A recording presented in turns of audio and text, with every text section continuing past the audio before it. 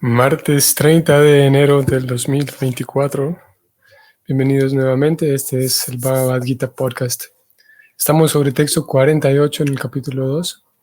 Un texto que leímos en la sesión anterior, aunque leímos nada más esta serie de versos, este conjunto de versos, donde se habla del yoga y sus componentes. Puntualmente este verso 48, que habla de la determinación y el desapego.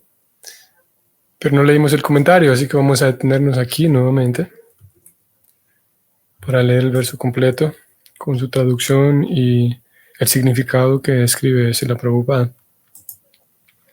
Así que sean bienvenidos y comenzamos. Om Namo Bhagavate Vasudevaya. Om Namo Bhagavate Vasudevaya. Om Namo Bhagavate Vasudevaya. Yogasta kuru karmani sangantyagtva dhananyayam siddhiya siddhyo samabhutva samatvam yoga uchate. Traducción del verso. Desempeña tu deber de un modo equilibrado, oh Arjuna, abandonando todo apego al éxito o al fracaso. Esa clase de ecuanimidad se denomina yoga. Muy bien. Hablábamos la vez anterior de... Hay una serie de actividades a los que la Gita viene a llamar, a veces se habla de el swakarma o el swadharma, las actividades que son propias de cada persona, actividades y por lo tanto deberes que le son propias a la persona, propias en el sentido de que le corresponden, sí, ciertos deberes. Y hay uno de esos deberes a lo que es todo un concepto en sí en la Gita. Cuando la Gita habla del Dharma, él en sí mismo es todo un concepto y tiene diferentes usos.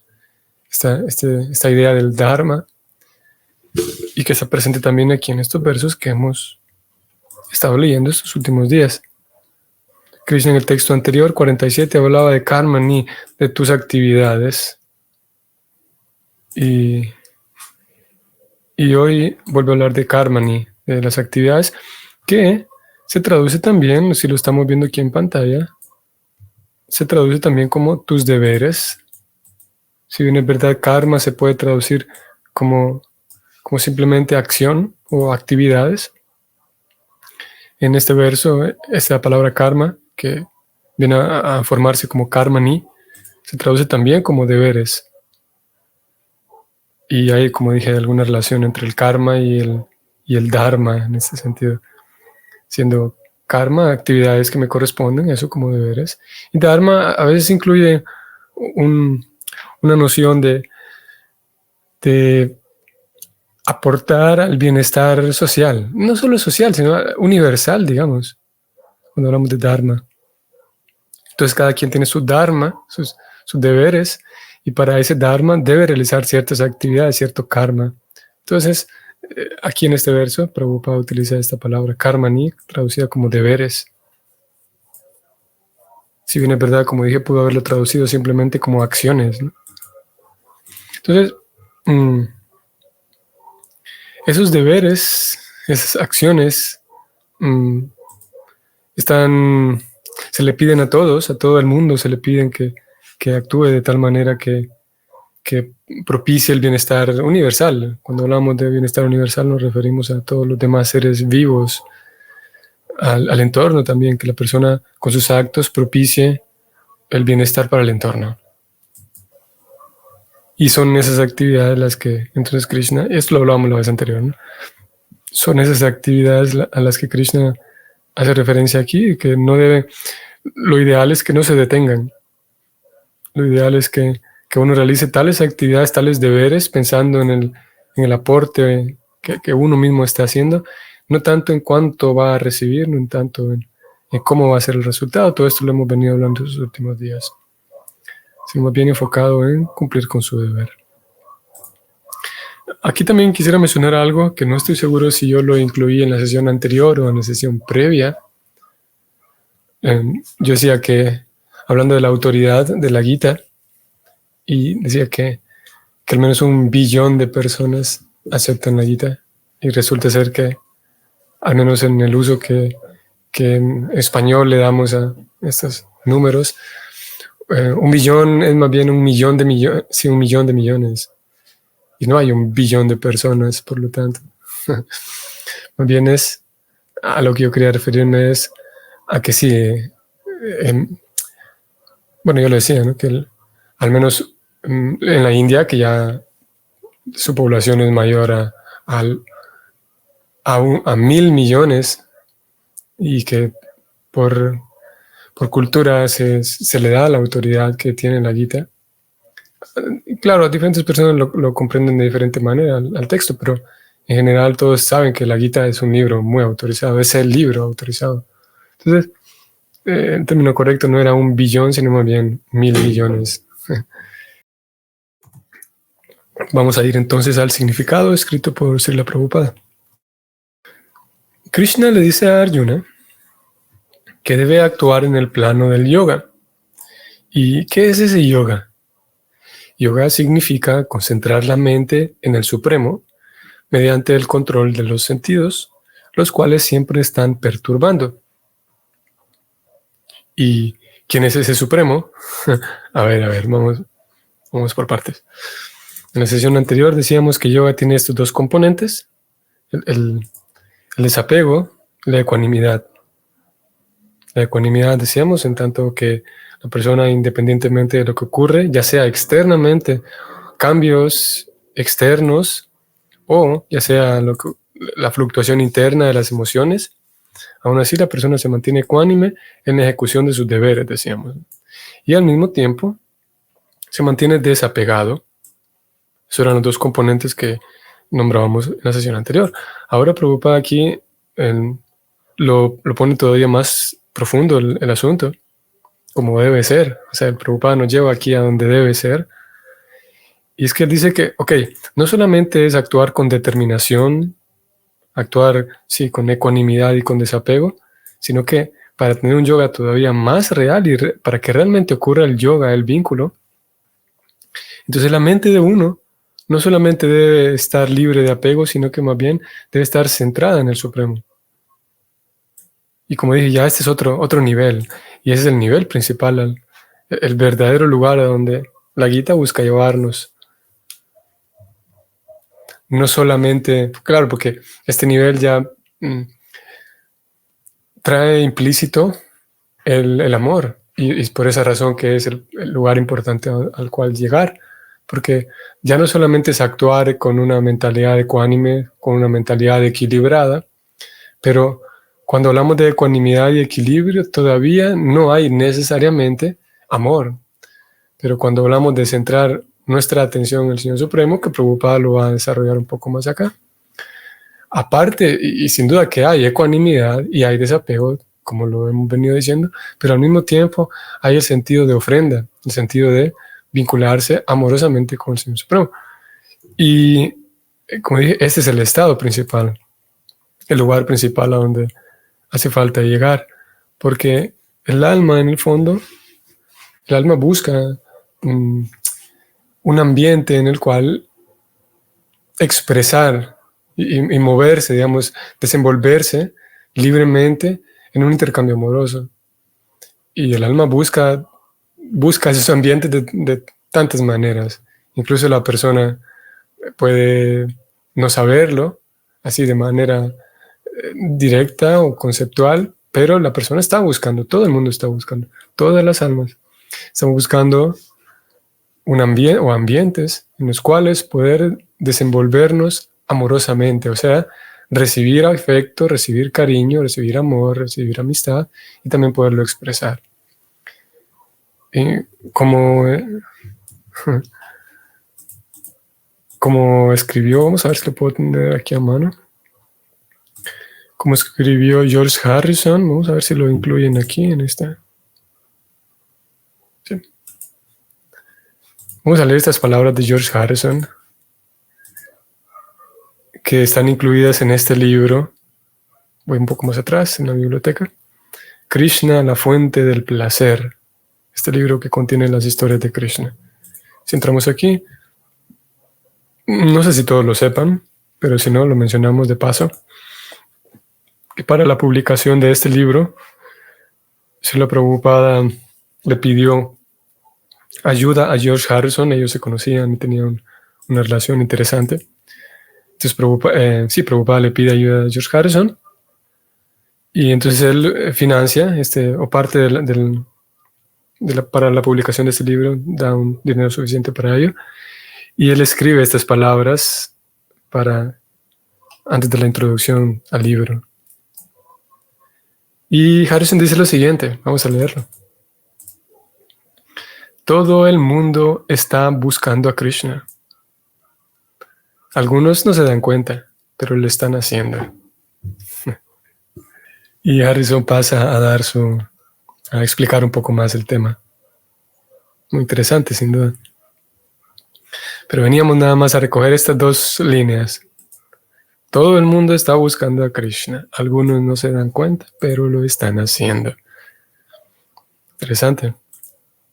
Entonces, decía, el alma, en fin de cuentas, busca a Krishna, como dice Harrison. ¿Y por qué? Porque Krishna es la fuente del amor. Dios es amor, ¿no? Y si Dios es amor, Dios sabrá. No puede ser posible que Dios, siendo amor, no sepa cómo expresarlo. No tiene sentido. Lo lógico es que si Dios es amor, también sabe cómo expresarlo. Y no solamente sabe cómo expresarlo, sino que la forma en la que Dios manifiesta tal amor tiene que ser única. Solamente en el nivel de Dios. Nadie más podría hacerlo, ¿no? Por definición. Y es así. El Bhakti nos informa que es así. Entonces todos estamos buscando a Dios. Todos estamos buscando a Krishna. O sea, como yo decía, todos estamos buscando el ser correspondidos, el vivir en un intercambio amoroso verdadero, real. Entonces aquí digo esto porque Prabhupada, en la definición de yoga, Prabhupada no solamente se queda con estas dos disposiciones mentales de desapego y determinación o ecuanimidad, sino más bien Prabhupada incluye el amor. Y es por eso que entonces él nos dice que yoga, voy a subrayar para leer, yoga significa concentrar la mente en el Supremo mediante el control de los sentidos, los cuales siempre están perturbando. Vamos a seguir leyendo entonces la explicación de Prabhupada.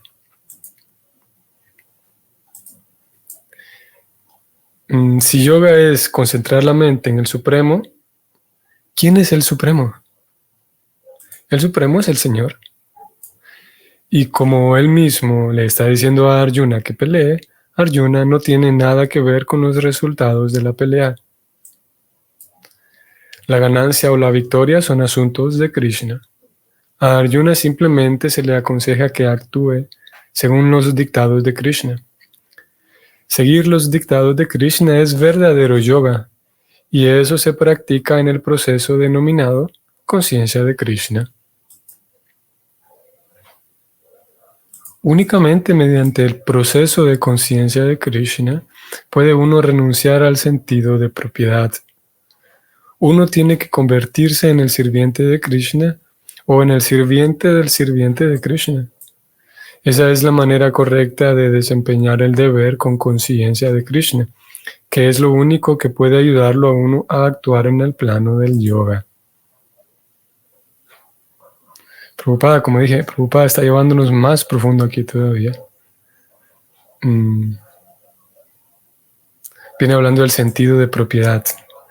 El sentido de propiedad y la renuncia al sentido de propiedad, que es un requisito, como ya vimos, para que se dé el yoga, hace falta que la persona renuncie al sentido de propiedad.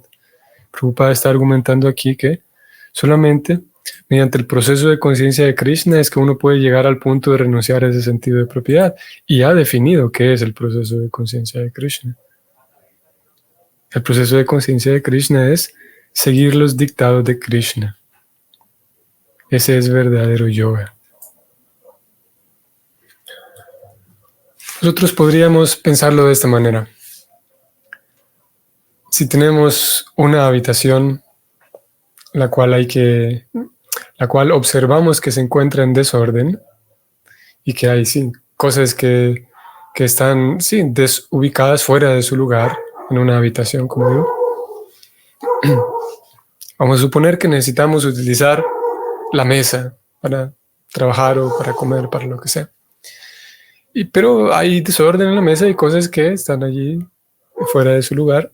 Entonces, si nosotros hacemos espacio en la mesa y por fin conseguimos eso, espacio para trabajar apropiadamente, podemos decir que eso ya es útil porque conseguimos lo que buscábamos, espacio para trabajar, para comer.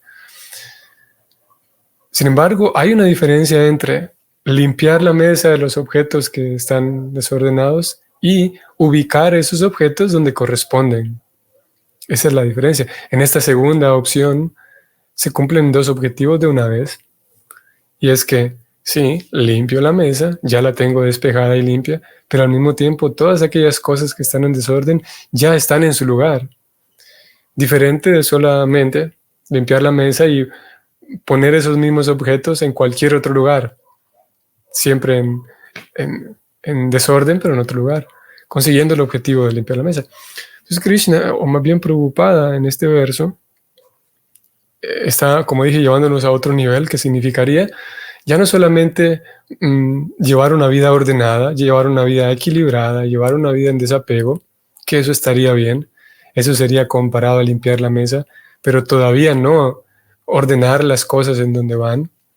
Prabhupada nos ha dicho aquí ahora que, ok, podemos vivir con desapego y podemos vivir con determinación, pero si yo al mismo tiempo, en la hora de llevar a cabo mis deberes, soy capaz de meditar en el Señor Supremo y verme a mí como sirviente del Señor Supremo, entonces estoy poniendo las cosas en su lugar.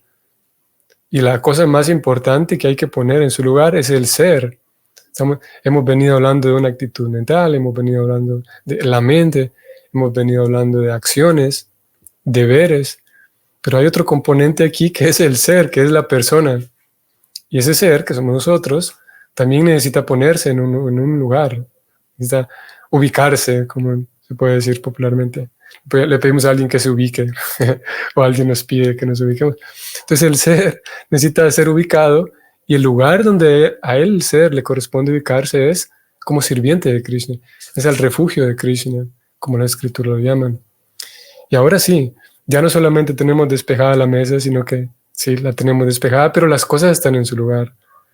Ya pasamos de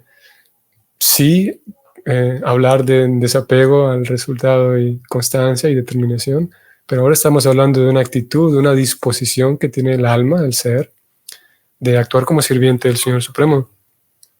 Y una vez que actúa como sirviente del Señor Supremo, podemos decir que de verdad la persona ha hecho un yoga. Por eso Prabhupada dice aquí que vamos a ir un poco más arriba. Seguir los dictados de Krishna es verdadero yoga, dice. Volvamos al ejemplo. Es como decir, en la mesa desordenada y llena de cosas, poner cada cosa en su lugar es eso, limpiar la mesa. No solamente quitar todo lo que estorba en la mesa y poner ese desorden en otro lugar, sino poner cada cosa que está en el escritorio, en la mesa, ponerla en el lugar donde corresponde. Es eso verdadera limpieza. Similarmente, Prabhupada dice aquí, eso es verdadero yoga. Centrar el corazón, la mente, la atención, centrar mi meditación en el Señor Supremo mientras actúo con determinación y con desapego. Eso es verdadero yoga. Seguir los dictados de Krishna, como él dice. Y claro, podríamos aquí tener un interrogante, porque Prabhupada está hablando de seguir los dictados de Krishna y por otro lado estamos hablando de deberes, los deberes que cada quien tiene, que a cada quien le corresponden, decíamos, deberes sociales, familiares, civiles. Pero lo cierto es que no son dos cosas diferentes, estamos hablando de lo mismo, porque Krishna, los dictados de Krishna no se contradicen con los deberes de cada persona. Por el contrario, los dictados de Krishna es que la persona siga bien sus deberes Por eso es que estamos hablando del mismo asunto aquí. Cuando Prabhupada habla de seguir los dictados de Krishna, significa cumplir mis deberes con la conciencia de que estoy entregándole esto a Krishna. Krishna me ha pedido, Krishna solicita esto, pide esto de cada ser humano, que cumpla bien con mis deberes, con mi karma y con mi dharma, ¿no? Así que no hay contradicción para nada. Al contrario, es exactamente lo mismo. El seguir los dictados de Krishna significa cumplir con nuestros deberes. Pero de vuelta, hay una diferencia entre actuar de manera individual, digamos, llevar a cabo cualquier actividad, que actuar pensando en otra persona. No es lo mismo simplemente pasar por la calle y comprar una flor y listo, que pasar por la calle, pasar por la floristería y comprar una flor para alguien. Cuando hay alguien involucrado, cuando hay otra persona involucrada, y más importante, cuando hay intercambio de amor, como decíamos al inicio, cuando hay ese intercambio de amor involucrado, entonces aquí es otro nivel, es otro, sí, el acto es el mismo, comprar una flor y comprar lo que sea. Pero cuando hay el intercambio amoroso, cuando hay intercambio de afecto, la persona se acerca más a su centro, a su verdadera naturaleza, el alma, que es, como decíamos, la naturaleza de amar y expresar, tener un ambiente en donde se expresa intercambios amorosos. Entonces ya no es lo mismo solamente actuar porque hay que actuar bien, porque hay que hacer las cosas bien. Ahora es que estoy haciendo esto como una ofrenda al Señor Supremo. Estoy haciendo esto meditando en el Señor Supremo. Las mismas actividades. Esforzarme en ser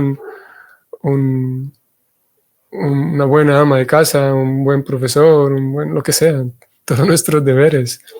Simplemente que meditando, poniendo la atención, poniendo el corazón, poniendo la mente en Krishna. Y así como Krishna dice que todo lo que hagas, todo lo que comas, todo lo que hagas, todo lo que regales, todas las actividades que realices, Arjuna, hazlas como una ofrenda a mí. Un verso conocido de la Gita que vamos a ir a leerlo ahora mismo. Este es el 9.27 de la Gita. Krishna dice que Yad Karoshi Yadashnasi, Yad Yuhosi Dadasi Yad, Yad Tapaswasi Kauntiya Tat Kuruswa Mad Arpanam. A mí, dice Krishna, Mad Arpanam, ofrécemelas a mí. Mad Arpanam. Veamos que esta palabra se repite, Arpanam, y luego Krishna dice Arpita. Lo vamos a leer en otro verso en donde él habla de Arpita. Es la misma palabra. Es una ofrenda a él. Aquí está. Arpanam se traduce como ofrenda. ¿Qué dice Krishna en este 9.27? Todo lo que hagas, todo lo que comas, todo lo que ofrezcas o regales y todas las austeridades que realices, hazlo, hijo de Kunti, como una ofrenda a mí. Todo. Luego vamos a ver, en el mismo capítulo 2, hace unos días ya leímos este verso 238. Bueno, aquí no habla de ofrenda, pero es una idea similar de trabajar sin tener en cuenta la aflicción, ni la felicidad, la pérdida, ni la ganancia. Trabaja desapegándote del resultado, dicen en 238. Pero en el 8.7, vamos a ver. 8.7. Tasmat sarveshu kalesham. Mama nusmara yudhyacha. Maya arpita, aquí está la palabra otra vez. Arpita. Maya arpita manobudhir, mame vaishasi apsamusaya. Y luego aquí Krishna es bien interesante porque ahora Krishna en este 7.8, o más bien 8.7, diferente del 9.7 que acabamos de leer, Krishna dice, ofréceme lo que hagas, lo que digas, lo que des como regalo, ofréndamelo a mí. Ahora Krishna dice aquí, ofréndame tu mente y tu inteligencia, dice. Vean, en este 8.7. Aquí está. Por lo tanto, Arjuna, siempre debes pensar en mí en la forma de Krishna y al mismo tiempo desempeñar tu deber prescrito de pelear. Como Prabhupada decía, ¿no? Centrar la mente en Krishna, él decía en el verso que leímos hoy. Sigo leyendo. Con tus actividades, Con tus actividades dedicadas a mí y con la mente e inteligencia fijas en mí, llegarás a mí sin ninguna duda. Ok, Krishna está recomendando eso mismo, fijar nuestra atención en él mientras realizamos nuestros deberes. En el caso de Arjuna, su deber era pelear porque es lo que le correspondía en ese momento. Pero habla entonces de llegar a él, a Krishna, sin duda. Por un lado, se abre un vínculo cuando realizamos tales actividades para Krishna, se abre, digamos, ya un vínculo, una conexión con Krishna, pero por otro lado es que al final podemos llegar a Krishna, o sea, nos encaminamos de vuelta a casa por el hecho de constantemente, es una práctica constante a lo largo de la vida, de mantenerme ofrendando mis acciones, mis actividades a Krishna, pensando en Él, como lo indica este verso. Con la mente y la inteligencia, fijas en Él. Volvamos al verso de hoy para leer este último parágrafo que Prabhupada escribió. Arjuna es un kshatriya y como tal forma parte de la institución Varnashrama Dharma. En el Vishnu Purana se dice que toda la meta del Varnashrama Dharma es satisfacer a Vishnu. Nadie debe satisfacerse a sí mismo, como es la regla del mundo material, sino que uno debe satisfacer a Krishna. Así que, a menos que uno satisfaga a Krishna, no puede observar debidamente los principios del Varnashrama Dharma. Indirectamente, a Arjuna se le aconsejó que actuara tal como Krishna le había indicado. Aquí termina el comentario de Prabhupada. Podemos terminar diciendo que, en otras palabras, como Prabhupada lo está señalando aquí, acaba de mencionar el principio de satisfacer a Vishnu, satisfacer a Dios con mis actividades. Como dije al inicio, esto es más profundo porque yo pudiera enfocarme en ser muy determinado y vivir con los componentes del yoga mencionados en la sesión anterior, simplemente por el mero deseo de ser un buen y noble estudiante, un buen y noble profesor, una buena y noble madre. Pero el punto aquí es que el alma va a conseguir mayor satisfacción si al mismo tiempo intenta ser una buena y noble persona, pero entregándole eso a Krishna como una ofrenda a Krishna, consagrando eso a Krishna también. De otra manera, por mucho que se esfuerce la persona en ser la mejor en su área, el alma necesita un intercambio amoroso. Y eso es posible únicamente cuando la inteligencia y la mente están vinculadas con Krishna. Como él dijo, Maya Arpita Mano Buddhir. A mí ofréndame tu mente y tu inteligencia. Y ahí tendremos un yoga más real todavía, el verdadero punto del yoga, de vincular ya el alma con la superalma en un intercambio real y único, porque el alma no puede encontrar plenitud con ninguna otra alma, no es posible encontrar la misma calidad, la misma cantidad de plenitud que se encuentra al acercar el alma diminuta con el alma suprema. Y eso es el yoga, finalmente. Vamos a detenernos aquí. Espero que el Señor nos siga concediendo su gracia para seguir aprendiendo y seguir comprendiendo cada vez con mayor claridad todas estas pequeñas sutilezas en torno al yoga, en torno a una vida feliz, que es para eso, para que están dispuestas todas estas escrituras, para que vivamos más plenos y más satisfechos. Hasta la próxima, Hare Krishna.